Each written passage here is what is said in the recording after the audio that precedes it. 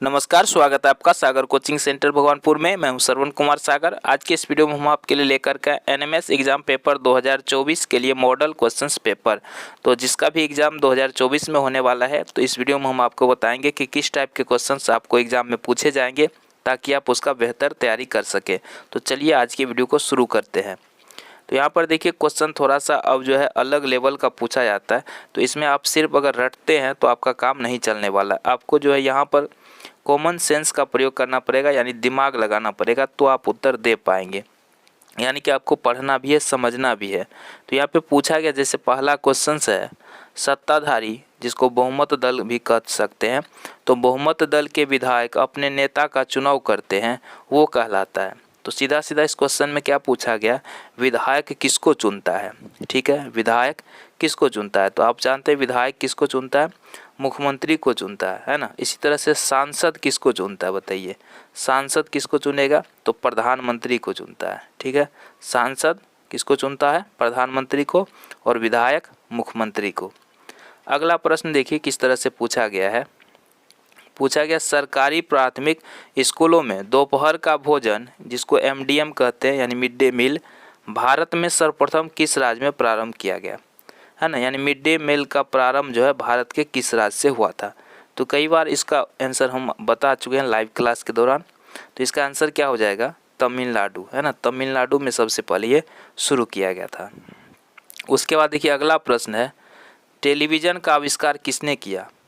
तो आप सभी जानते हैं टेलीविज़न का आविष्कार जॉन एल बेयर ने किया। यहाँ पर आपको इस क्वेश्चन को देख कर ये समझना होगा कि एक क्वेश्चन आपको आविष्कार और आविष्कारक से पूछेगा, तो एक एक नंबर क्या है इस एग्ज़ाम में इम्पोर्टेंट है। तो आपको क्या करना है, आविष्कार और आविष्कारक वाला जो जितने भी होते हैं उसको याद कर लेना, जो भी इम्पोर्टेंट है। तो इस पर हम वीडियो बना दिए हैं कि आविष्कार और आविष्कारक को कैसे याद करना है। तो उस वीडियो को आप देख लेंगे तो उससे आपको 25 इम्पोर्टेंट वीडियो जो है आविष्कार और आविष्कारक का नाम आसानी से याद हो जाएगा ट्रिक से। तो आप उस वीडियो को ज़रूर देखें, आपको जो है साइंस सोशल साइंस वाला प्लेलिस्ट में ये वीडियो मिल जाएगा। अगला प्रश्न देखिए पूछा गया है कि पूरे देश के लिए कानून कहाँ बनाए जाते हैं।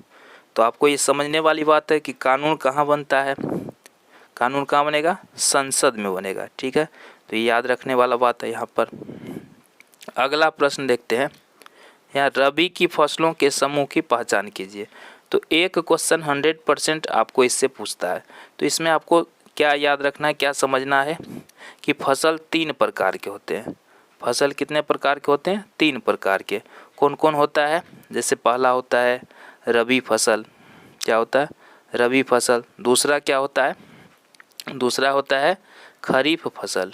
ठीक है, खरीफ फसल। और तीसरा क्या होता है, जायद फसल। ठीक है, क्या होता है, जायद फसल। तो ये 3 प्रकार के होते हैं। तो इसमें जो है आप जानते हैं कि रबी फसल क्या होता है, जो जाड़े के दिनों में बोई जाती है, खरीफ फसल वर्षा की ऋतु में, और जायद फसल गर्मी के मौसम में। तो इस तरह से ये तीनों अगर आप समझ लेते हैं तो आपको एक क्वेश्चन इससे पूछा जाता है। तो यहाँ पर इसका आंसर क्या हो जाएगा, गेहूँ, चना और सरसों क्या है, रबी फसल का उदाहरण है। तो ऑप्शन 4 इसका सही होगा। अगला प्रश्न देखिए, यहाँ पे पूछा गया है, मारवाड़ के इतिहास में किस राजा के शासन को शौर्य युग कहा जाता है। अब देखिए आपको बताते हैं, ये राजस्थान का क्वेश्चन है। कहाँ का है, राजस्थान में जो एग्ज़ाम हुआ है 19 नवंबर 2023 को, उसका ये क्वेश्चन पेपर है जो आप देख रहे हैं। तो यहाँ पर देखिए क्वेश्चन जो पूछा गया है ये राजस्थान से संबंधित है। ठीक है, तो इसका मतलब ये हुआ कि अगर आप बिहार के स्टूडेंट हैं, ठीक है, अभी आपने ऊपर में जो 5 क्वेश्चंस देखा तो वो तो किसी भी राज्य के स्टूडेंट को पूछा जा सकता है, लेकिन ये जो क्वेश्चन आप क्वेश्चन नंबर 6 देख रहे हैं ये कहाँ से संबंधित है, राजस्थान से संबंधित है। तो राजस्थान का क्वेश्चन पेपर है, तो यहाँ पर आपको कुछ क्वेश्चंस राजस्थान के लोकल जो होते हैं उससे संबंधित क्वेश्चंस होते हैं। तो अगर आप बिहार के स्टूडेंट हैं या झारखंड के स्टूडेंट हैं तो आपको बिहार और झारखंड जहाँ के भी आप हैं तो उससे संबंधित क्वेश्चन को आपको देखना होगा, उसको आपको समझना होगा। ठीक है, तो उससे आपको अलग अलग राज्य में कुछ क्वेश्चंस, जैसे कुछ दिन पहले यूपी का एग्ज़ाम हुआ था 5 नवंबर को, उसमें भी आपने देखा था कि यूपी से संबंधित क्वेश्चंस पूछे गए थे। जैसे क्वेश्चन था उत्तर प्रदेश का राज्यपाल कौन है? तो बताइए, यूपी से संबंधित क्वेश्चन है। ऐसे कई सारे क्वेश्चंस थे जो यूपी से संबंधित थे। तो इसका मतलब ये हुआ कि आप जिस राज्य के स्टूडेंट हैं आपको उस राज्य से संबंधित बहुत सारे क्वेश्चंस याद रखने होंगे। तो देखते हैं अगला क्वेश्चन इसी तरह से। तो इसका आंसर आपको बता देते हैं, ये होगा राव मालदेव। तो ये अदर स्टेट के स्टूडेंट को याद रखना जरूरी नहीं है। अगला है, मीराबाई का विवाह किस राजघराने में हुआ था? तो इसका सही आंसर हो जाएगा मेवाड़ राजघराना। तो ये भी देखिए राजस्थान से संबंधित है। अगला क्वेश्चन है, बेवर संबंधित है, तो ये किससे संबंधित है? ये हो जाएगा मध्य प्रदेश में घुमंतू खेती से। देखिए अब ये क्वेश्चन नंबर 9 देखिए, तो ये सभी राज्य के स्टूडेंट से पूछे जा सकते हैं, यानी किसी भी राज्य में ये क्वेश्चंस पूछे जा सकते हैं। तो जैसे पूछा गया मंगल पांडे को फांसी कब दी गई थी? तो मंगल पांडे को फांसी कब दिया गया था? 29 मार्च 1857 ईस्वी को। तो यहाँ पर इस क्वेश्चन में देखिए, आप अगर ये क्वेश्चंस आपको याद नहीं भी हो तब भी आप इसका आंसर दे सकते थे। कैसे? आपको देखिए थोड़ा सा तो पता होगा कि मंगल पांडे जो है 1857 में जब आज़ादी की पहली लड़ाई लड़ी गई थी तो उस समय इसका नाम जो है ये सिपाही थे एक, और इसने विद्रोह किया था। तो आपने इसके बारे में ज़रूर सुना होगा मंगल पांडे के बारे में। तो 1857 की क्रांति में, अब देखिए ऑप्शन इसमें जो दिया है ये 1930 दिया है, ये तो बिल्कुल गलत है। अगर आपने 1857 की क्रांति के बारे में पढ़ा होगा या सुना होगा तो आप जानते होंगे मंगल पांडे के बारे में। तो ये 1930 तो हो नहीं सकता। 1858 ये थोड़ा आगे का है ना, और 1947 ठीक है, ये भी नहीं हो सकता। ये भी नहीं हो सकता क्योंकि 1857 में क्रांति हुई थी और उसमें मंगल पांडे को फांसी दिया गया था। तो यही हमारा क्या हो जाएगा? सटीक आंसर हो जाएगा। तो आप ऑप्शन से भी आंसर निकाल सकते हैं, थोड़ा सा दिमाग लगाना होगा। अगला क्वेश्चन देखिए, ये भी क्वेश्चन आप क्वेश्चन से ही आंसर निकाल सकते हैं। महारानी लक्ष्मीबाई कहाँ की रानी थी? तो ये तो कोई भी बता देगा कि लक्ष्मीबाई कहाँ की थी, झांसी की रानी लक्ष्मीबाई। तो आपने ज़रूर सुना होगा इसके बारे में। अगला प्रश्न देखिए, भारत में यूरेनियम के विशाल निक्षेप है। तो यूरेनियम भारत में सबसे ज़्यादा कहाँ है? राजस्थान और झारखंड में। चूँकि राजस्थान का ये प्रश्न है, क्वेश्चन पेपर है, तो राजस्थान से संबंधित क्वेश्चन इसमें थोड़ा 10 से 15 क्वेश्चन ऐसे होते हैं जो वहाँ राजस्थान के लोकल से पूछे जाते हैं। ठीक है, स्थानीय क्वेश्चंस होते हैं, बाकी सभी राज्यों के लिए इम्पोर्टेंट होते हैं। अगला प्रश्न लेते हैं। जैसे ये प्रश्न है, कॉफ़ी का अग्रणी उत्पादक देश है। तो ये तो किसी भी राज्य में क्वेश्चंस पूछे जा सकते हैं, तो इसको आपको याद रखना है। तो कॉफ़ी का जो सबसे बड़ा उत्पादक देश है वो है ब्राज़ील। अगला प्रश्न लेते हैं, किस वर्ष आम चुनाव में पहली बार ईवीएम का उपयोग किया गया था? ठीक है, तो ये किया गया था 1999 में, लेकिन इस ऑप्शन में ये दिया गया नहीं है। ठीक है, तो यहाँ पर इसका आंसर क्या हो सकता है आप लोग कमेंट करके बता सकते हैं। इसका सही आंसर होना चाहिए 1999, जो कि इस ऑप्शन में नहीं है। तो ये ऑफिशियल आंसर की जब आएगा तो उससे पता चलेगा कि आखिर इसका आंसर वहाँ पर क्या लिया गया है। तो इसको फिलहाल छोड़ दें, आप लोग कमेंट करके बता सकते हैं। यहाँ पर देखिए फिर से एक क्वेश्चन है, ये सभी राज्यों के लिए इम्पोर्टेंट है। यहाँ पर पूछा गया उपराष्ट्रपति होता है, तो आप जानते हैं उपराष्ट्रपति क्या होता है? राज्यसभा का सभापति होता है ना। उपराष्ट्रपति क्या होता है? राज्यसभा का सभापति होता है। तो ऑप्शन 3 सही है। रॉलेट एक्ट कब पारित हुआ? ये सभी राज्यों के लिए इम्पोर्टेंट क्वेश्चन है ना। तो रॉलेट एक्ट कब पारित हुआ था? 10 मार्च 1919 ईस्वी को। ऑप्शन 1 सही हो जाएगा। संयुक्त राजस्थान के राज्य प्रमुख थे। अब ये क्वेश्चन जो है सिर्फ राजस्थान के लिए है, अदर स्टेट के स्टूडेंट को याद करने की ज़रूरत नहीं है। आपको आंसर बता देते हैं, हो जाएगा भूपाल सिंह। ठीक है, अगला देखिए, ये क्वेश्चन सभी राज्यों के लिए है। लोकसभा में कुल निर्वाचित सदस्यों की संख्या कितनी होती है? काफ़ी इंपॉर्टेंट क्वेश्चन है सभी राज्यों के लिए। तो कितना हो जाएगा? 543। अगला है, कपिल सरोवर राजस्थान में कहाँ पर स्थित है? अब ये जो क्वेश्चन है ये सिर्फ राजस्थान के लिए है, तो यहाँ पर इसका आंसर क्या हो जाएगा? ऑप्शन 3 इसका से हो जाएगा, कोलायत बीकानेर। अगला प्रश्न देखते हैं, बूंदी में रानी जी की बावड़ी का निर्माण किसने करवाया था? तो इसका आंसर होगा रानी नाथावती जी ने। अब देखिए ये क्वेश्चन राजस्थान से संबंधित है तो वहाँ पर पूछा गया, ये अदर स्टेट में ये क्वेश्चन नहीं पूछा जाएगा, ठीक है, तो इसको आपको याद रखना नहीं है। विजयनगर साम्राज्य का केंद्र स्थल निम्न में से कौन सा था? तो इसका आंसर होगा हम्पी, ये भी राजस्थान से संबंधित है तो ये भी आपके लिए इम्पोर्टेंट नहीं है। अगला है बस्तर विद्रोह कब हुआ था? बताइए बस्तर विद्रोह कब हुआ था? 1910 ईस्वी में। अस्थाई बंदोबस्त व्यवस्था लागू किया गया, ये काफ़ी इंपॉर्टेंट क्वेश्चन है सभी राज्यों के लिए। तो 90 क्वेश्चंस में से 15 से 20 क्वेश्चंस ऐसे हैं जो राजस्थान से संबंधित है, बाकी सभी क्वेश्चंस जो है सभी राज्यों के लिए इम्पोर्टेंट है। तो इसका मतलब ये हुआ कि किसी भी राज्य में एनएमएस का एग्ज़ाम होता है तो आप उसके क्वेश्चन पेपर को बनाइए, याद कीजिए, उससे आपको काफ़ी सारे क्वेश्चंस याद हो जाएंगे, ठीक है। तो यहाँ पर इसका आंसर क्या हो जाएगा क्वेश्चन नंबर 22 का 1793 ईस्वी में। अगले प्रश्न की ओर चलते हैं। हुर्रात सम्मेलन 1734 की अध्यक्षता किसने की थी?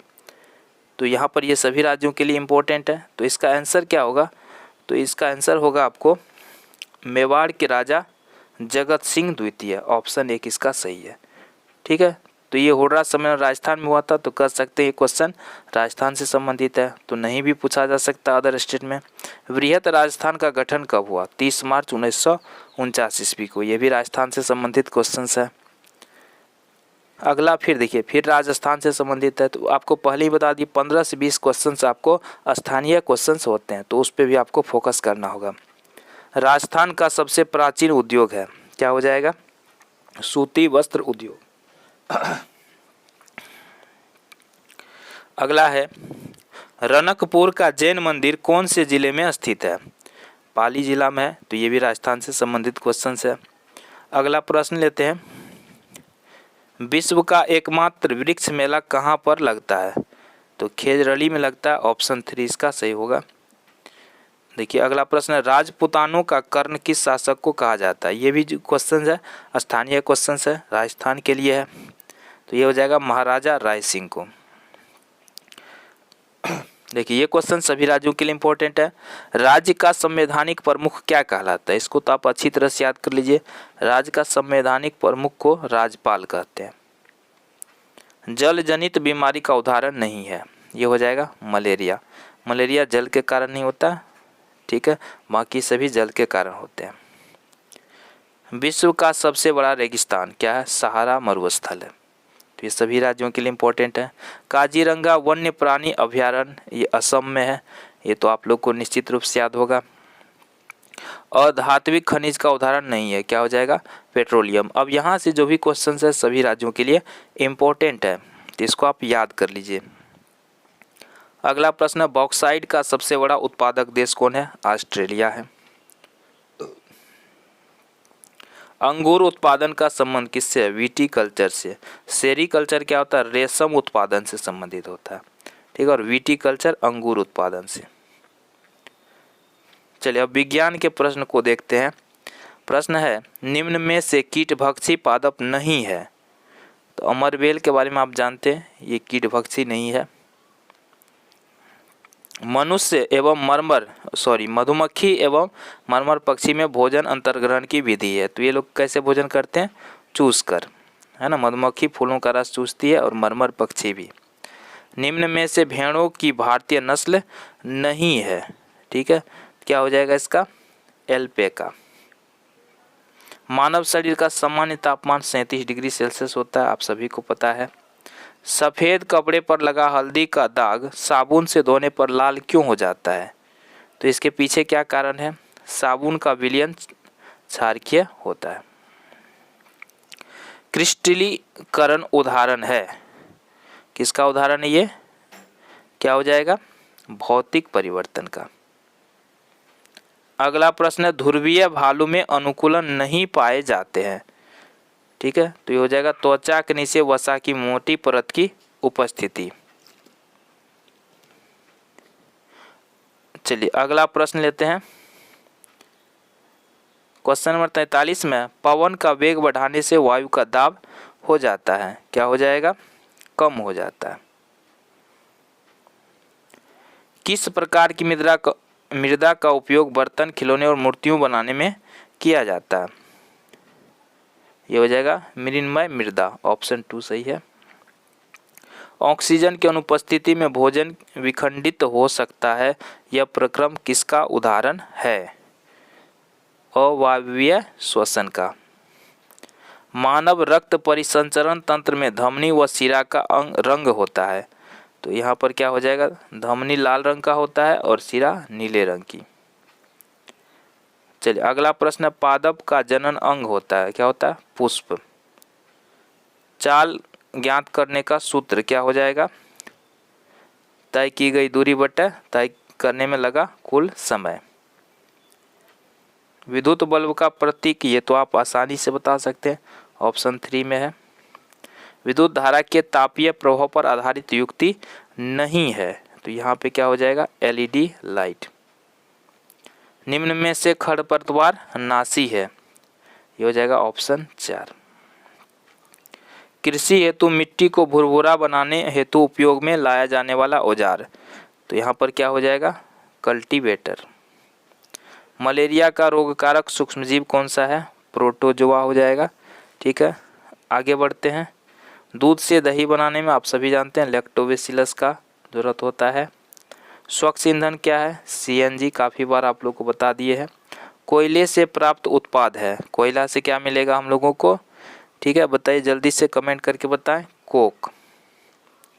निम्न में से दाह्य पदार्थ नहीं है, क्या पूछ रहा है? नहीं पूछ रहा है, तो कांच क्या है? दाह्य पदार्थ नहीं है। दाह्य पदार्थ क्या होता है? जो जल जाता है वो होता है दाह्य पदार्थ। अगला प्रश्न देखते हैं, अग्निशमन हेल्पलाइन नंबर क्या है? तो इसका हो जाएगा 101, ऑप्शन 4। उन्मूलन का प्राकृतिक कारण है दावानल। दावानल मतलब क्या होता है? जंगलों में अचानक अपने आप आग लग जाना। वन्य जीवन व आदिवासियों के पारंपरिक ढंग से जीवन यापन हेतु विशाल संरक्षित क्षेत्र कहलाते हैं, तो ये हो जाएगा जैव मंडल आरक्षित क्षेत्र। कई बार ये क्वेश्चन पूछा जा चुका है, इस बार भी देखिए पूछा गया है। निम्न में से कौन सा परिवर्तन यौवना आरंभ के दौरान नहीं होता है? ठीक है, तो इसमें क्या नहीं होता? रजो निवृत्ति नहीं होता है, क्योंकि ये तो 40-45 साल की उम्र में होता है, तो यहाँ पे यौवना आरंभ के समय ये नहीं हो सकता है। ठीक है, तो यहाँ पर क्या हो जाएगा? क्वेश्चन नंबर 61 का आंसर ऑप्शन 2। निम्न में किस जंतु का अंडा सबसे विशाल होता है? आप सभी जानते हैं शुतुरमुर्ग का अंडा बहुत बड़ा होता है। निम्न में से संपर्क बल है, संपर्क बल कौन सा होगा? घर्षण बल क्या है? संपर्क बल है। रुधिर में नमक की मात्रा को संतुलित कौन करेगा? बताए कौन करता है? ये एड्रिनल ग्रंथि करता है।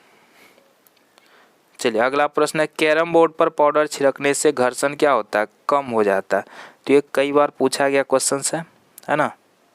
कैरम बोर्ड पर अगर पाउडर छिड़क देंगे तो घर्षण कम हो जाएगा। अगला है, किसी वस्तु पर विपरीत दशाओं में लगने वाले बल बराबर है तो उस पर लगने वाला नेट बल का मान क्या होगा? तो यहाँ पर क्या हो जाएगा? दोनों बलों के अंतर के बराबर होगा। किस माध्यम में ध्वनि का संचरण नहीं हो सकता? निर्वात में ध्वनि का संचरण नहीं हो सकता है। घर्षण कम करने के लिए निम्न में से किस पदार्थ का उपयोग नहीं किया जाता है? ठीक है, यहाँ पर क्या पूछ रहा है? नहीं किया जाता है। घर्षण को कम करने के लिए किस पदार्थ का उपयोग नहीं किया जाता है? घर्षण को कम, तो यहाँ पर सही आंसर क्या हो सकता है इसका? ग्रेफाइट का उपयोग करते हैं क्या? ये हो सकता है। हाथों पर मिट्टी लगाते हैं तो इससे क्या होता है? घर्षण को कम नहीं होता। घर्षण ये या हो सकता है ना, 2 या 4 में से लग रहा है कोई हो सकता है, तो आप कमेंट करके बताएं इसका क्या सही आंसर होना चाहिए। निम्न में से किस में मुकुलन द्वारा जनन होता है? क्या हो जाएगा इसका आंसर? पैरामीशियम में। ठीक है, इसका आंसर हो जाएगा पैरामीशियम में। किसी वस्तु के कंपन के आयाम को यदि दुगुना कर दिया जाए तो ध्वनि की प्रबलता कितने गुणक में बढ़ जाएगी? तो 2 हो जाएगा इसका आंसर। चलिए अब गणित का प्रश्न है, देखिए किस तरह से पूछा गया है। यदि विनीत की वर्तमान आयु y वर्ष हो तो 10 वर्ष पूर्व कितना हो जाएगा इसका, 10 वर्ष पहले, तो y माइनस 10 वर्ष। 9 भुजाओं वाले समबाहुभुज के प्रत्येक बाह्य कोण का माप कितना हो जाएगा, 40 डिग्री। प्रायिकता का अधिकतम मान कितना होता है, 1। चलिए अगला है 216 का घनमूल होगा, कितना हो जाएगा, 6 हो जाएगा ना, ऑप्शन 4 सही है। चलिए अगला है निम्न में से कौन सा पद एक पदीय नहीं है, तो ये ऑप्शन 3 एक पदीय नहीं है, ये 2 पदीय है। अगला है दिए गए समीकरण का हल है, ठीक है, इसका हल क्या होगा ये हमें निकालना है, तो ये हो जाएगा ऑप्शन नंबर 1 सही है। चलिए क्वेश्चन नंबर 77 में देखते हैं। चलिए 77 का सही आंसर क्या हो जाएगा, थोड़ा सा बड़ा है, यहाँ पर आपको कैसे बता दें इसको, है ना, तो ये हो जाएगा ऑप्शन 2। तो आप पैटर्न समझ लीजिए, एक दो क्वेश्चन आपको इस तरह से चित्र बना करके भी पूछ लेता है। 78 का बता दिया आपको, 78 का हो जाएगा ऑप्शन 3। यहाँ पे क्या पूछ रहा है, निम्न में से किस संख्या के इकाई के स्थान पर अंक 6 नहीं होगा। देखिए इसका वर्ग करेंगे तो 36 आएगा, यानी इकाई अंक का, तो 6 आ रहा है। 4 चौके 16, तो यहाँ भी 6 आ रहा है। 6 36, यहाँ भी 6 आ रहा है, तो ये 9 में 81 यहाँ पे नहीं आएगा, है ना, 1 आ जाएगा, तो ये ऑप्शन 3। निम्नलिखित का मान बताइए, तो इसका मान निकालेंगे तो कितना हो जाएगा, 7 का घन ले लीजिए, है ना, 7 7 4 7 3 43, 4 चौके 16 चौके 64, घटा देने पे कितना बच जाएगा हमारा, जितना बचेगा वही हमारा आंसर हो जाएगा 279। क्वेश्चन नंबर 80 में देखिए गुणनफल का मान होगा, तो इसका अगर गुणनफल निकालेंगे तो हो जाएगा ऑप्शन 2 इसका सही हो जाएगा। चलिए इसी तरह से अगला प्रश्न है क्वेश्चन नंबर 81 में, देखिए इसका हल कितना होगा, तो यहाँ पे हो जाएगा ऑप्शन 3। अगला प्रश्न देखिए, अब इसको हल कर सकते हैं वीडियो को रोक करके। 70% विद्यार्थी गणित में रुचि रखता है, तो कितना नहीं रखता है, तो 30% नहीं रखता है, तो 20 का 30% निकाल दीजिए, ठीक है, कितना हो जाएगा, 3 दूनी 6 हो जाएगा ना, तो ऑप्शन 4 सही है। इसका माध्य निकालना, तो सभी को जोड़ दीजिए, 3 4 3 7 से भाग दे दीजिए, तो सभी संख्याओं को जोड़ के जितना रहता है उतना से भाग दे देते हैं, तो यहाँ पे आंसर कितना आ जाएगा इसका, ऑप्शन 1। चलिए इसी तरह से क्वेश्चन नंबर 84 में देखिए, यहाँ पे ये 90 डिग्री है, ये हो गया m और ये हो गया 2m, ठीक है, इस सब को जोड़ के 180 होता है, तो इस तरह से निकाल लीजिए, हो गया 3m प्लस 90 बराबर 180। यहाँ पे 3m बराबर कितना हो जाएगा, ये इस साइड जाके माइनस हो जाएगा 90, तो m कितना निकलेगा, 30 निकलेगा, है ना, तो इस तरह से m का मान कितना निकलेगा, 30, और 2m कितना निकलेगा तब 60। तो यहाँ पे पूछ रहा है m का मान, तो कितना हो जाएगा 30, ऑप्शन 3 हो जाएगा इसका आंसर। इसको प्रतिशत में कहता लिखने के लिए 5/4 को प्रतिशत में लिखना, 100% से गुना कीजिए, तो हो जाएगा 25, 25 पंचा 125%। चलिए क्वेश्चन नंबर 86 का क्या हो जाएगा, ऑप्शन 2। इसी तरह से 87 का देख लीजिए, 87 का हो जाएगा आपको ऑप्शन 4। 88 का देख लेते हैं, 88 का हो जाएगा समपूर्वक कोण कितना होता है, 180 डिग्री होता है। 89 में क्या हो जाएगा, ऑप्शन 2 हो जाएगा, ठीक है, और अंतिम क्वेश्चन है त्रिभुज के तीनों कोणों के योगफल 180 डिग्री होता है। तो इस तरह से आपको 90 प्रश्न पूछे जाते हैं। तो आज की वीडियो में इतना ही, मिलते हैं एक नए वीडियो के साथ। जय हिंद।